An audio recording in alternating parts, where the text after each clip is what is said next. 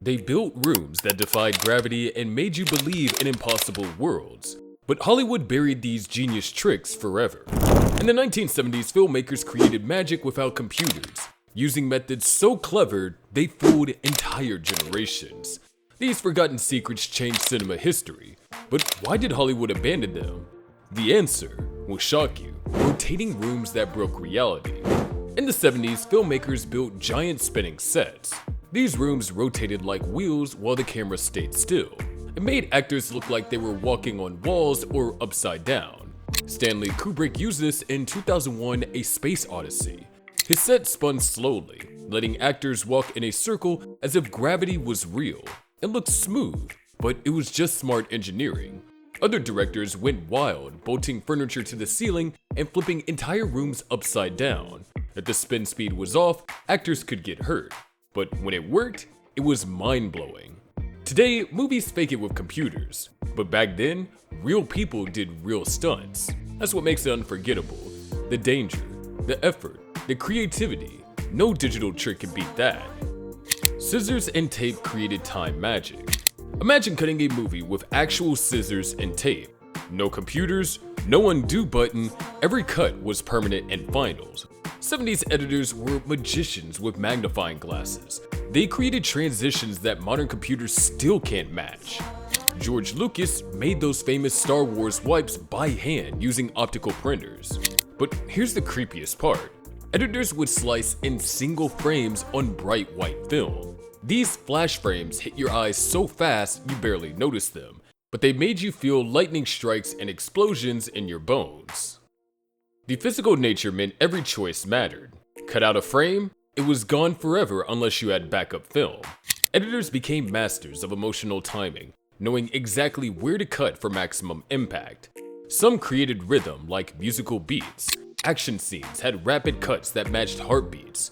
Romantic scenes used long, flowing cuts that felt like breathing. If you think this is wild, wait till you see number 2. It involves a machine that literally ate film alive. Coconuts and rubber bands made alien screams. Before computers, sound designers were mad scientists with tape recorders. They created otherworldly noises using coconuts, metal sheets, and rubber bands. The famous TIE fighter scream in Star Wars? That's an elephant roar mixed with a car driving on wet pavement. Your mind is probably blown right now. But here's where it gets insane. They had to layer all these sounds by hand using multiple tape machines. One person played elephant sounds while another played car noises. A third person recorded the mix. One mistake meant starting completely over. What does a lightsaber sound like? Nobody knew until Ben Burt mixed an old TV home with a film projector buzz. Now, that sound is burned into our brains forever.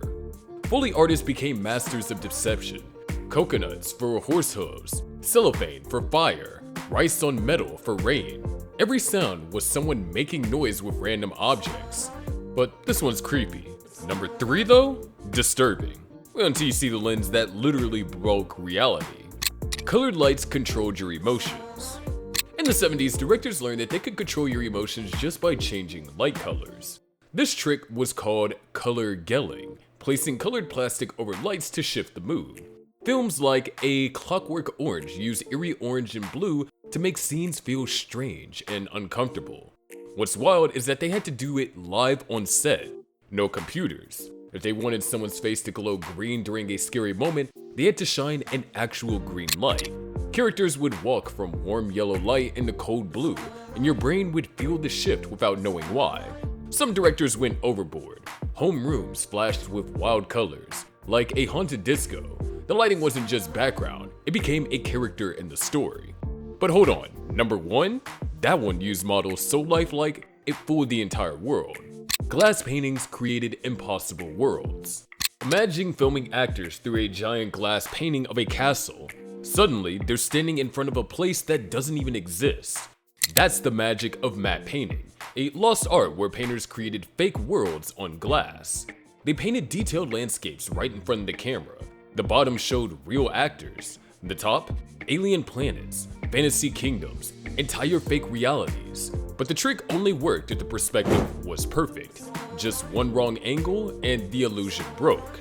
Some shots were 90% painting, You thought it was a huge outdoor scene, but it was a small set with a big lie. Even crazier is that some paintings had to move. Artists used sliding glass layers to make clouds drift and waterfalls flow. Today, we use digital tools, but those old tricks, they feel more magical because real human hands brought fake worlds to life, one brushstroke at a time. Blue filters turned day into night. In the 70s, most night scenes were actually filmed in broad daylight. Directors used a simple trick: put a dark blue filter over the lens and underexpose the film. Boom! Bright sunny afternoons looked like spooky midnight. It wasn't perfect though. Shadows sometimes gave it away. You see the moonlight shining from the wrong side, and the blue tint looked more like an underwater than night. But audiences didn't care. It worked. Why risk filming at night when you could fake it during lunch? Real night shoots were expensive, dangerous, and a total headache. So this trick became a favorite. Some filmmakers even got good at it. They picked cloudy days and shadowy spots with trees. The fake nights they created, honestly, looked more like night than actual night. So the next time you watch a 70s movie and see a dreamy blue night scene, it was probably just 2 p.m. Stationary cars created epic chases. Every crazy car chase you saw in 70s movies, most were shot in parking lots with a big movie screen behind the car. This trick was called rear projection. The car didn't move, only the background did. Actors sat still while pre-recorded road footage played behind them, and some fake shaking and wind, and boom, instant high-speed action. Sometimes the background messed up, like palm trees in a New York chase, but no one noticed because it looked so real. Directors loved this trick. It was cheap, safe, and didn't need dangerous stunts or city permits. Just park a car and fake the ride. The magic? Lighting had to match perfectly. Cinematographers made sure reflections looked real, even projecting roads on the windshields. That little detail sold the illusion. So next time you watch an old chase scene, remember, the car never moved an inch, but Hollywood made your heart race anyway. Split lens broke the laws of vision. Imagine wearing glasses where one eye sees near and the other sees far. That's how split focus diopter works. It's a special half lens that lets a camera focus on both close and distant objects at the same time, something that your eyes can't naturally do. Cinematographer Gordon Willis used this trick like a genius. In All the President's Men, he used it so often that other filmmakers thought he was showing off. One famous shot shows reporters typing right in front of the camera while a TV in the back plays a Nixon speech, both in perfect focus. Your brain senses something's off, but you don't know why. That weird feeling? That's the magic. It creates a surreal, almost ghostly mood that sticks with you long after the scene ends. This one lens did what no eye could and turned simple shots into unforgettable moments. The machine that ate film alive.